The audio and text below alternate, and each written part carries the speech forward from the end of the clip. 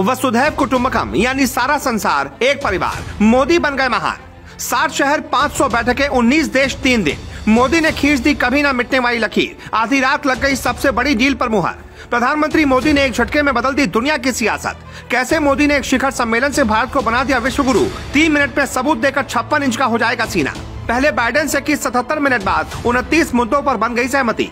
भारत की धरती पर एक दिन में उतरे इतने जहाज के रंगीन हो गया आसमान। गिनता रह गया पाकिस्तान। हिंद के शेर ने दुनिया में मचा दिया कोहराम। सिस्टम देख दुनिया परेशान। वीडियो कर दे शेयर अगर आपको भी है मोदी पर गुमान। आज से लगभग 1 साल पहले नवंबर 2022 का वो दिन याद कर लीजिए जब बाली शिखर सम्मेलन में मोदी को 2023 की G20 अध्यक्षता के लिए हथौड़ा सौंपा गया था। उस वक्त मोदी ने कहा था कि कोविड के बाद के दौर में नई व्यवस्था बनाने की जिम्मेदारी अब हमारे कंधों पर है। मैं आपको आश्वस्त करना चाहता हूं कि G20 की भारत की अध्यक्षता समावेशी, महत्वाकांक्षी, निर्णायक और सक्रियता से भरी रहेगी। एक साथ मिलकर हम G20 को वैश्विक परिवर्तन का उत्प्रेरक बनाएंगे। और आज मोदी की बातें सच होती हुई दिखाई पड़ रही हैं। मोदी के एक कदम ने भारत को विश्व गुरु बनने के और करीब ला दिया, क्योंकि जो भी देश G20 की अध्यक्षता करता है उसका प्रमुख काम किसी विषय विशेष के प्रति सभी देशों के बीच सहमति बनाने पर होता है। इस बार G20 में 20 नहीं बल्कि 19 देश शामिल हुए। इसमें भारत, अर्जेंटीना, ऑस्ट्रेलिया से लेकर ब्राजील, कनाडा, चीन, फ्रांस और जर्मनी समेत इंडोनेशिया, इटली, जापान, कोरिया गणराज्य, मैक्सिको, रूस के अलावा सऊदी अरब, दक्षिण अफ्रीका, तुर्की, यूनाइटेड किंगडम और संयुक्त राज्य अमेरिका और यूरोपीय संघ है। इसकी सबसे खास बात यह है कि हर साल अध्यक्ष देश अपने अनुसार कुछ देशों को और संगठनों को मेहमान के तौर पर इसमें बुलाते हैं। और भारत ने बांग्लादेश, इजिप्ट, मॉरिशस, नीदरलैंड के साथ साथ नाइजीरिया, ओमान, सिंगापुर, स्पेन और संयुक्त अरब अमीरात यानी कि UAE को आमंत्रित किया है।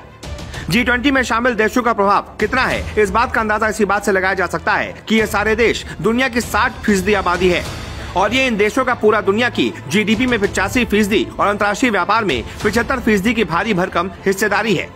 अभी तक G20 की 17 बैठकें हो चुकी हैं और 18वीं बैठक की मेजबानी भारत कर रहा है। इतने मजबूत और प्रगतिशील देशों को अपने देश में बुलाकर मोदी ने बता दिया कि भारत को किसी भी मोर्चे पर कम नहीं आंका जाए, क्योंकि G20 में भारत की भूमिका कोई छोटी मोटी भूमिका नहीं है। G20 सम्मेलन में 3 स्तरों पर भारत की जरूरत सबसे ज्यादा और जरूरी है। सबसे पहले वैश्विक स्तर पर भारत नजरअंदाज नहीं किया जा सकता। बटी हुई दुनिया में भारत को अग्रणी भूमिका निभाते हुए लंबे समय तक छाप छोड़ना एक मुख्य उद्देश्य है। इसके अलावा विकासशील देशों के साथ मिलकर उनके मुद्दों को प्राथमिकता के साथ रखना भी भारत की जिम्मेदारी है। दूसरी बात है क्षेत्रीय स्तर की।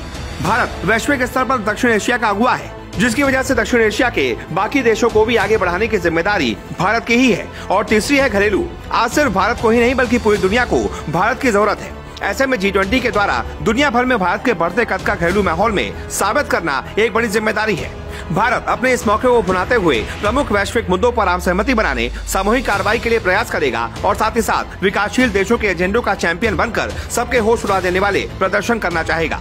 PM मोदी का भी लक्ष्य है कि जब देश आजादी के 100 सालों का जश्न मना रहा होगा उस वक्त भारत एक विकसित राष्ट्र होगा। आज दुनिया को ये बताने की जरूरत है कि अब भारत दुनिया का वैश्विक नेता बनने के लिए पूरी तरह से तैयार है।